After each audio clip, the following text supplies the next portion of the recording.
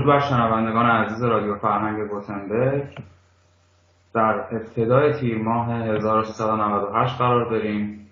در دوشنبه 3 تیر ماه مصادف با 24 ژوئن 2019 در خدمت محمد بیگی عزیز هستیم، پژوهشگر و مترجم ساکن ایران، تا به یکی از مباحث مهم فرهنگی جامعه امروز ایران بپردازیم. مسئله ابتذال فرهنگی رو قرار امشب با کمک محمد بیگی عزیز ریشه‌یابی کنیم و به علل شکل‌گیریش و به آسیب‌های اجتماعی این پدیده دست پیدا بکنیم. محمد جان، خیلی خوشحالم که دعوت ما رو پذیرفتی و به این بحث اومدی. خوش آمد میگیم بهت و شب بخیر عرض می‌کنیم. درود بر تو علی جان و درود بر تمام شنوندگان عزیز. خیلی خوشحالم که در خدمتتون هستم. خواهی که بخوایم در مورد ابتذال صحبت بکنیم، این کلمه ابتذال در لغت معنی بی‌ارزش، یعنی وقتی ما داریم در مورد هنر صحبت میکنیم میگیم هنر مبتذل، یعنی هنری که فاقد ارزشه، یعنی ما نمیتونیم روش تأملی بکنیم و نظر زیبایی شناسی حرفی واسه گفتن نداره. به قول تئودور آدورنو که میگه هنری است که واسه شادی‌های سوریه، واسه لذت‌های زودگذره و تاریخ انقضا داره. و در تمام کشورهای دنیا هم این هنر اتفاقا وجود داره، فقط در کشور ما نیست. ولی الان مشکل ما اینه که چرا در کشور ما آثار هنری سطحی و مبتذل به اوج خودش رسیده. یعنی ما سینما رو بررسی بکنیم، موسیقی رو بررسی بکنیم، شعر رو بررسی بکنیم، با حجمه از کارها مواجه میشیم که واقعا سطحی و چیزی در خودش نداره. ما میخوام بررسی بکنیم که چرا هنر سطحی و مبتذل امروز رواج یافته. متاسفانه هنرمندان مستقل ما اونطوری که باید نمیتونن کار بکنن. من 3 عامل رو بررسی کردم تو این حوزه. عامل اولش بحث سانسور هست. سانسور که متاسفانه مثلا در حوزه موسیقی مخصوصا این چند وقت ما خیلی درگیرش بودیم که وزارت ارشاد متاسفانه رفتار خوبی با هنرمندای ما نداشته. و ببینید وقتی که یک هنرمند سانسور میشه، میتونم بگم که عقیم میشه و نمیتونه اونطوری که باید و خودش رو ارائه بده. چون مهمترین چیزی که واسه هنرمند وجود داره آزادی بیانی، که بتونه اون چیزی دلش میخواد بگه، اون چیزی میخواد فکر بکنه، حالا هر سلیقه و باوری که داره. و وقتی که سانسور بالا سر شما هست، طبیعتا خودسانسوری هم بالا سر شما هست و اتفاقا خودسانسوری از سانسور خیلی بدتره. چرا که هنرمند خود سانسوری میکنه و خودش رو قبل از این که اون سانسورچی بخواد اونو سانسور بکنه خودش رو میاد و عقیم میکنه و نمیتونه خودش رو به جامعه اونطوری که باید بشناسونه. یکی از چیزهایی که در زمینه سانسور وجود داره بحث لغو کنسرت هاست. علی جان، من یک آماری داشتم میخوندم، شاید واسهتون جالب باشه. از خرداد ماه سال 92 که آقای روحانی رئیس جمهور شدن تا اردیبهشت ماه 95 حدوداً 75 کنسرت در کشور ما لغو شده. 75 کنسرت، یعنی یه حسابی بکنیم میشه حدوداً هر 15 روز یک کنسرت لغو شده در کشور ما، از خرداد 92 تا اردیبهشت 95. حالا ما سال دیگر آمار نداریم، ولی من یادمه که در زمستان 97 هم بسیاری از کنسرت‌ها لغو شد، مخصوصاً بچه‌های موسیقی راک که یک شب شاید باورتون نمیشه قبل از اجراشون کنسرتشون لغو شد. این همه وقت اینا زحمت کشیدن، هزینه کردن و ببینید چه صدمه‌ای میتونه این سانسور بزنه به هنر و هنرمندای ما.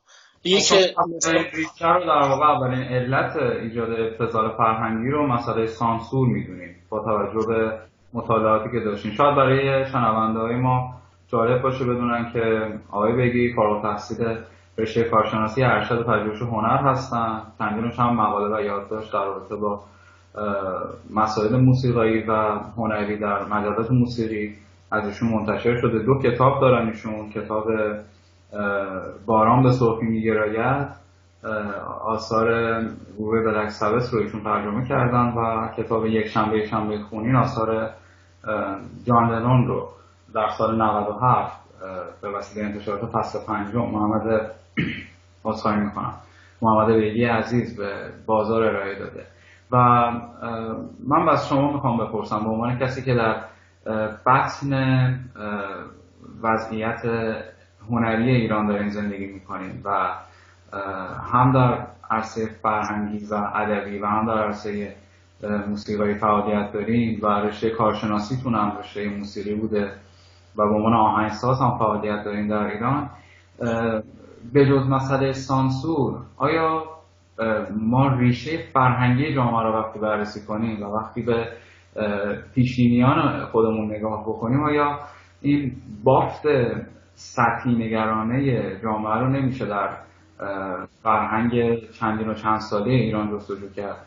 یعنی اساساً سوال من اینه آیا ما میتونیم تمام تقصیر رو گردن مسئله سانسور و مسئله فشار حاکمیت بندازیم یا اینکه بخشی از این مشکل در دل جامعه قرار داره؟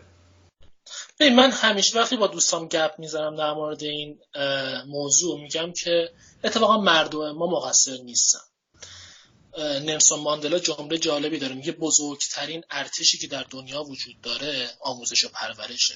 شما نگاه کنید وقتی در همین زمینه موسیقی ما در مدارسمون یک درس ساده‌ای به نام مثلا تاریخ موسیقی نداریم، وقتی کپی رایت رعایت نمیشه، وقتی که تهیه کننده ها ما به شدت متاسفانه بی سواد هستن، مطمئنا نه همشون ولی اکثر کسایی که حضور دارن فقط و فقط دغدغه‌شون پول درآوردنه، وقتی جشنواره ها اینقدر سطحیه، وقتی صدا و سیمای ما هنوز که هنوزه واقعا خنده‌دار هست ساز رو نشون نمیده و ما یک برنامه تخصصی درباره موسیقی نداریم در کشورمون، مردم چه گناهی دارن؟ نه، من اصلا مردم مقصر نمیدونم. همیشه هم به دوستان گفتم من اگه یک خانواده فرهنگی نداشتم یا اگه شانسی رو نداشتم که با 2 تا دوست آشنا نمیشدم که بتونم با هنر بیشتر و بیشتر آشنا بشم و دوستای هنری نداشتم، نه منم شاید مثل بقیه مردم الان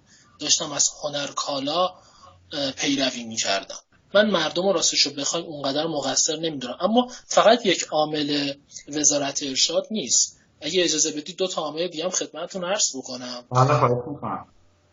یکی دیگهش هژمونی فرهنگی است، یعنی سلطه‌گرایی فرهنگی.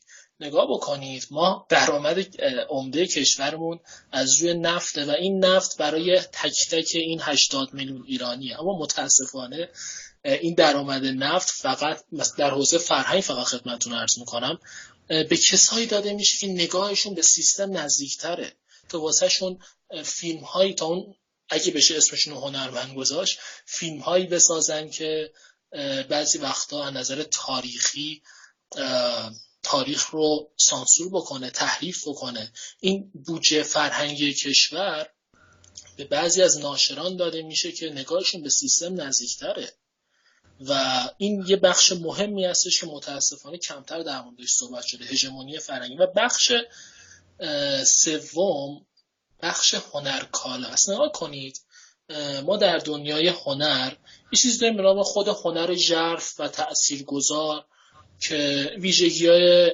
مختلفی داره. من چند تا ویژگیش واسش نوشتم تو همین کتاب دومم، یک شنبه خونین. یکی این که به هر حال دارای شناخت هست اون هنر، 2 دارای تعهد است، 3 فرم و 4 احساس. اما هنر کالا دقیقاً مقابل هنر قرار میگیره و از 3 تا ویژگی برخورداره.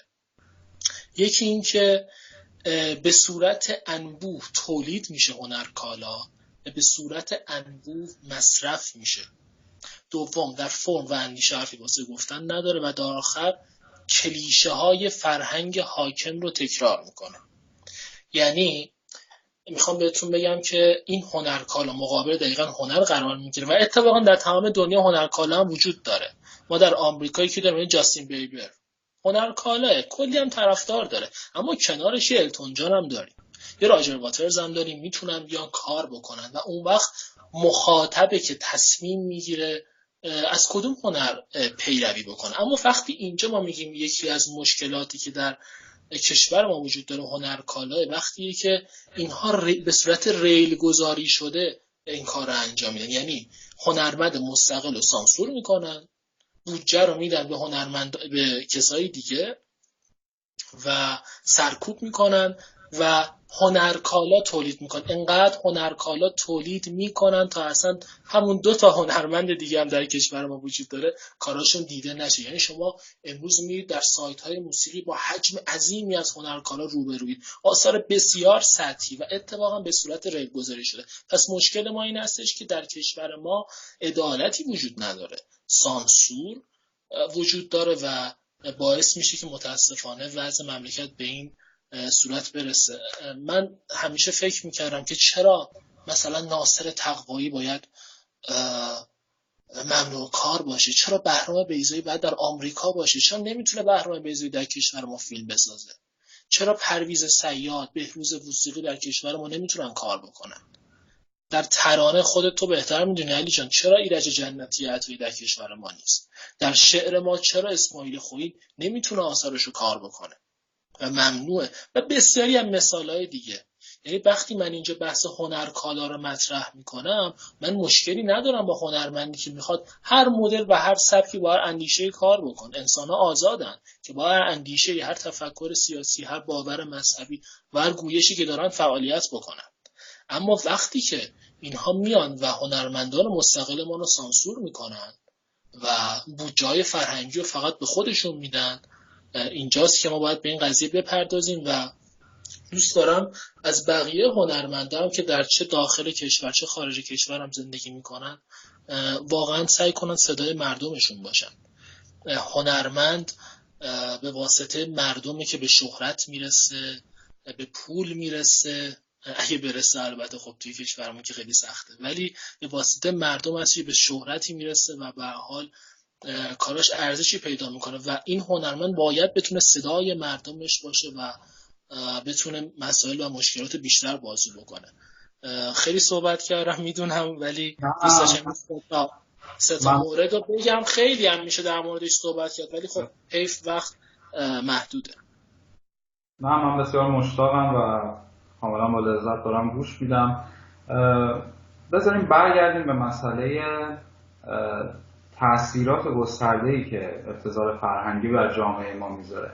ما علل شکل‌گیریشو با هم بررسی کردیم و شما 3 مورد رو به خوبی برای ما روشن کردین، اما ما باید بدونیم که با چه خطراتی روبرو هستیم و برای جلوگیری از چه خطراتی باید تلاش بکنیم تا این مسئله در جامعه ما به مرور حل بشه. اساساً نسل‌های مختلف وقتی درگیر ابتذال فرهنگی میشن چه پیامدهایی رو میتونه برای بدنه هنری اون جامعه داشته باشه؟ از نظر شما ریشه کردن این مسئله در یک جامعه، وقتی ما میبینیم به آمار پیشه‌های سینما نگاه میکنیم، میبینیم فیلمایی 20 میلیارد، 30 میلیارد، 40 میلیارد فروش میکنن که ذره ای از حتی اصول اولیه سینما بویی نبردن، اما به راحتی این فیلم ها با حالا چند تا شوخی اروتیک و واقعا ناخوشایند در نظر من، حالا نمیدونم شاید مخاطبان ما علاقه‌مند باشن با شنیدن این شوخی، اما میبینیم هم در عرصه سینما هم در عرصه موسیقی واقعا کارهایی که سطحیه از شاخص‌ها و استانداردهای اون حوزه هنری فاصله داره، به فروش خیلی زیادی میرسه و اون قشر عامه جامعه رو همراه خودش میکنه.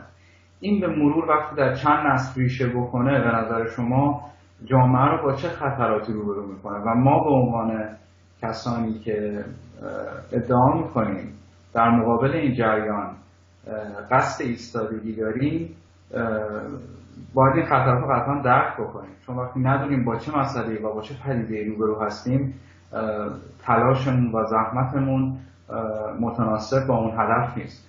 از نظر شما می‌خواستم ببینم این خطرات میتونه چه پیامدهایی برای جامعه ما داشته باشه؟ والا همین که دارید میبینید دیگه، خودتون فکر میکنم پاسخ خودتون رو دادید. میبینیم که متاسفانه سطح سلیقه مردم به شدت پایین اومده. استیج ها رو میبینید که چه کسایی پر میکنن، بیلبورد ها واسه چه کسایی هستش، صدا و سیما واسه چه کسایی هستش. ولی یه نکته هم دوست دارم این وسط بگم، اونم اینه که ما در کشورمون منظورمون نیستش که اصلا الان دیگه هنرمند نداریم، نه، تا دلتون بخواد موزیسین‌های با استعداد داریم، فیلمسازای با استعداد داریم، شاعران بسیار خوبی داریم. بحث اینجاست که اینا اصلا دیده نمیشن، یعنی فضا واسه شون میسر نیست و فضا فقط واسه کسایی موثره که نگاهشون به سیستم نزدیکتره و یا به شدت هنرشون سطحیه. حالا پیامدش رو میگم داریم میبینیم دیگه، وقتی که سینمای ما خالیه از جمعیت و یا برعکس حالا کنسرت های موسیقی ما با کسایی پر میکنن که واقعا با لابیگری اومدن بالا و هیچی هم واسه گفتن ندارن و از اون طرف کسانی که سالیان سال زحمت کشیدن واسه موسیقی ما متاسفانه یا در تبعید هستن یا گوشه‌نشین هستن. این پیامداش بوده، بیشتر از این فکر نمی‌کنم لازم باشه بخوام در موردش صحبت بکنم. مسئله موسیقی رو مطرح کردیم. خب شاید خیلی از شنونده‌های ما بدونن که محمد بیگی عزیز حوزه تخصصیش بیشتر موسیقی راکه و مقالات بسیاری رو در رابطه با فعالین این حوزه موسیقایی نوشته و ژانر مورد علاقه‌اش در واقع موسیقی راک به حساب میاد. دو کتابی هم که ترجمه کردید محمد جان به گروه‌هایی برمیگرده که سبکشون به هر حال نزدیک‌تره به این حوزه. کتاب سومت هم اگر اشتباه نکنم در رابطه با راجر واترز داری آماده می‌کنی، درسته؟ آره اونو دارم روش الان کار میکنم. کتاب اول در سال 1395 منتشر شد و 3 روز پس از انتشارم در نمایشگاه کتاب ممنوع شد. من همون سال هم یه دونه مصاحبه کردم و گفتم این چه مجوزیه که ما میدن که ما نمیتونیم در یکی از مهمترین رویدادهای فرهنگی کشور توی شرکت بکنیم و بتونیم راحت کارمون رو ارائه بدیم. تنها 3 روز بعد از انتشار، فقط البته در نمایشگاه کتاب کار ممنوع بود، 3 سال کار ممنوع بود، 95 96 و 97. کار دومم که در مورد جان لنون هست که یک شنبه خونین. دلیلش هم این بودش که راستش بخوام دیدم در این حوزه زیاد کار نمیشه. در شعر جهان مترجم ما خوشبختانه خوب کار کرده، در حوزه ترانه جهان نه. و چند تا کاری هم که سالهای گذشته در دهه 70 چاپ شده بود اونطوری که من دوست داشتم نبود. البته نه همش، مطمئنا آثار خوبی هم در این حوزه چاپ شده، اما من فکر میکنم که لازم باشه این نکته رو بگم.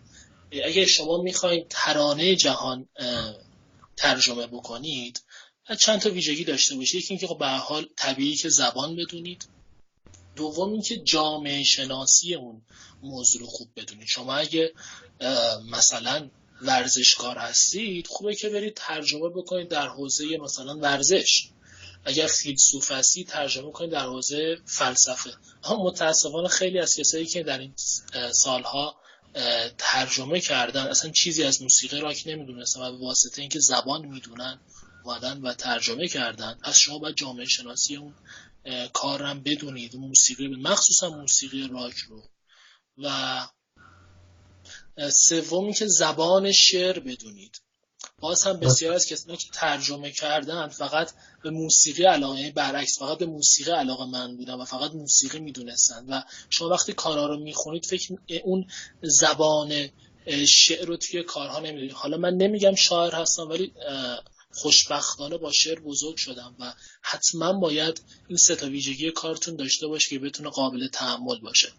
و یکی از دلایل دیگه که من کار کردم تو این حوزه متاسفانه حملاتی بودش که به این موسیقی در سالیان سال در کشور ما شده. همین لغو کنسرت هم یکی از دلایل اون است. یعنی نگاه منفی که متاسفانه به این موسیقی وجود داشت و داره، البته الان بهتر شده و دوست داشتم که خب بنویسم که درک و دریافت افراد نسبت به این موسیقی بهتر بشه، اگه گوش شنوایی باشه شنیده بشه و اگه کسی هم به حال این موسیقی میدونه و دوست داره بتونه از ترجمه ها لذت ببره.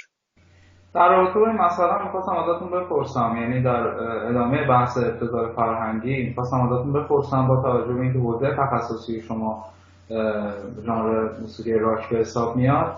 آیا در این حوزه موسیقی راک فارسی درگیر ابتذال شده یا نه؟ یعنی شما وقتی نگاه میکنی به روند فعالیت موزیسین این حوزه، از رضا یزدانی که ادعای در واقع فعالیت در حوزه موسیقی راک رو هنوز که هنوز یدک میکشه، کاوه آفاق، کاوه یغمایی و دیگر عزیزانی که در این حوزه فعالیت کردن، آیا با توجه به شناختی که شما قطعا به طور عمیق‌تر نسبت به من و شنوندگان این برنامه نسبت به موسیقی راک دارین، آیا این ژانر موسیقی مانند پاپ آلوده شده به ابتذال فرهنگی، یعنی که هنوز تونسته خودش رو تا حدی مسئول نگه داره از این پدیده؟ ببین، من بر اساس سبک نمیگم که مثلا چون این سبک پاپه این مثلا این مبتذله. نه، در سبک پاپ هم بسیار خواننده‌های بسیار خوبی داریم، چه خارج از کشور چه داخل کشور فعالیت میکنن، از خیلی از کسای دیگه در سبک‌های دیگه هم بهتر کار میکنن. اصلا ابتذال در هنر به سبک نیست اصلا. ولی در موقع موسیقی راک حالا نامم بردی، کاوه یغمایی به نظرم یکی از بهتریناست به نظر آهنگسازی و نوازندگی. ولی خب من آلبوم مترسک و سکوت سردش بیشتر دوست دارم. تو آلبوم آخرش میتونست ترانه‌های بهتری انتخاب بکنه و البته میتونست اون کاوه یغمایی باشه که ما در ونکوور دیدیم، اون کاوه یغمایی که اعتراض میکرد، کاوه یغمایی که راحت صحبت میکرد. ولی در مجموع کاوه یکی از تاثیرگذارترین است و اصلا حرفی توش نیست.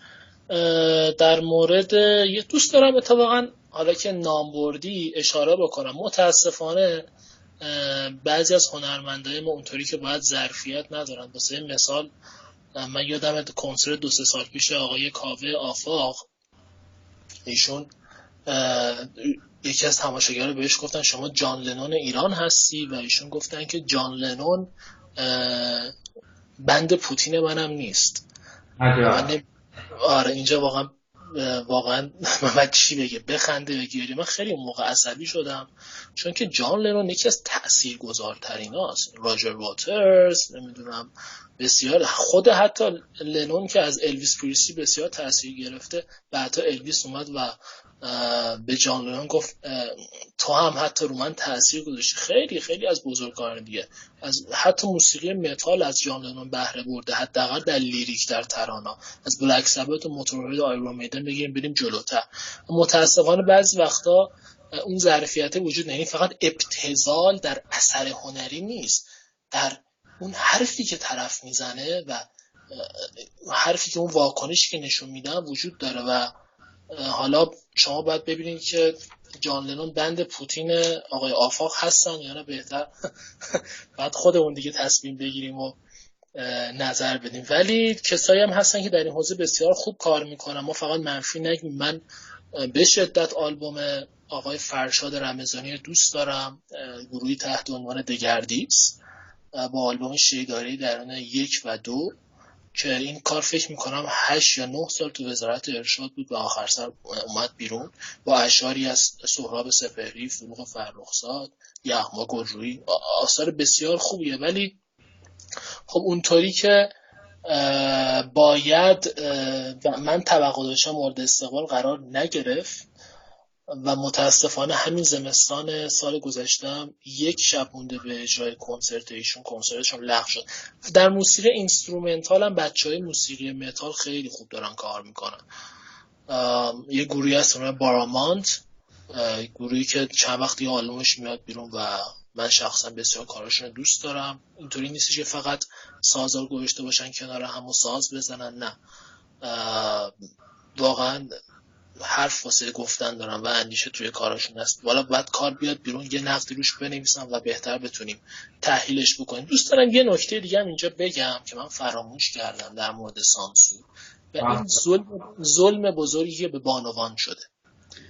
نگاه کنید ما مردها که اینقدر داریم گلایه میکنیم که به ما مجوز نمیدن، کنسرتامون لغو میکنن، کتابامون جمع میکنن. اصلا یک بانوی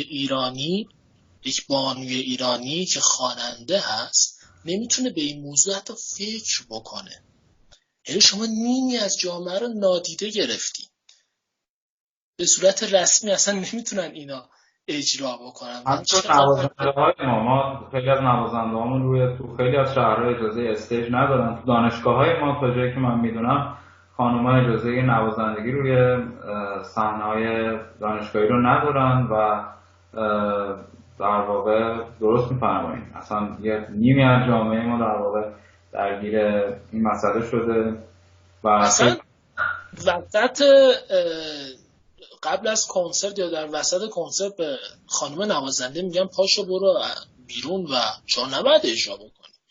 حالا خواننده که به قول شما هیچی، نوازنده ما هم همینطور. من دارم به شما میگم از 92 خرداد 99 تا اردیبهشت 95 که ما آمارشو داریم 75 تا کنسرت لغو شده، هر 15 روز یک کنسرت. و اینا فقط میتونن بانوان ما اجرا بذارن برای مخصوص بانوان و جالبه نمیتونن عکس بگیرن، نمیتونن فیلم برداری بکنن و واقعا مشکلات زیاده، ولی به هر سختی که شده دارن کار میکنن. اتفاقا تازه ترین نقد من که تا یک ماه دیگه منتشر میشه به همین موضوع پرداختم به نام جنس دوم به روایت موسیقی که به بررسی کارنامه سرکار خانم صنم پاشا پرداخت که ایشون یک خواننده بسیار خوب هست در موسیقی راک که داره فعالیت میکنه. درسته. محمد جان برای سوال آخر من ازت میخوام این مسئله رو برای شنونده‌های ما روشن کنیم. حالا که شاید خیلی از روشنفکران ما در طی سالیان گذشته درگیر حل مسئله ابتذال فرهنگی بودن، به این موضوع پرداختن، حالا که پس از گذراندن 4 دهه از حاکمیت جمهوری اسلامی بخش عظیمی از جامعه ایران شاید به دنبال این باشه که بتونه به ریشه های فرهنگی خودش برگرده، چه در موسیقی، چه در شعر و چه در هنرهای اصیل ایرانی. ما شاهد این هستیم که هر چندگاهی جرقه‌هایی زده میشه و هنرمندان ما تلاش میکنن که بتونن ریشه های اصیل خودشون رو احیا کنن و از این مسئله سطحی نگری و به قول شما هنرکالایی که حاصل شرایط کنونی جامعه ایرانه دوری کنن. در این میان راهکار شما چیه؟ یعنی به عنوان کسی که در این حوزه پژوهش کردی و ساعتها وقت گذاشتی، اگر بخوای راهکاری به جامعه امروز ایران یا حداقل قشر الیت جامعه و روشنفکرانی که در پی رسیدن به حاکمیت هنر مفهومی یا هنر قابل احترام و اون در واقع محصولات دیگر هنری هستن، چه راهی رو ارائه میدی و چه نسخه‌ای رو برای ما داری؟ والا من کمترین حرفی که میتونم بزنم به عنوان یه عضو بسیار کوچیکی از جامعه موسیقی ایران و اصلا به عنوان یک شهروند ایرانی این که حداقل قبلا هم اشاره کردم تو همین گفتگومون که صحبت بکنم. وقتی که کنسرت های موسیقی ما در سال 97 در زمستان لغو شد، واقعا من تعجب کردم. بعضی از موزیسیان‌ها که کنسرتاشون لغو شد به جای اینکه به وزارت ارشاد شکایت بکنن و گله بکنن به مردم گلایه میکردن. چرا شما با این لباس اومدین؟ چرا این سر و وضع واسه خودتون درست کردید؟ و برای همین باعث شدی که کنسرت های ما لغو بشه. یعنی میخوام بگم مسیر رو خیلیا اشتباه رفتن. من نظرم اینه که به حال تن ندیم به تهیه کننده ها، تن ندیم به تهیه کننده ها که فقط واسه پول درآوردن میخوان ما رو ابزار قرار بدن، تن ندیم. به هر جشنواره‌ای تن ندیم. واقعا چی میشه اگه حالا همین دوتا جشنواره‌ای که در کشور ما برگزار میشه در اون شرکت نکنیم؟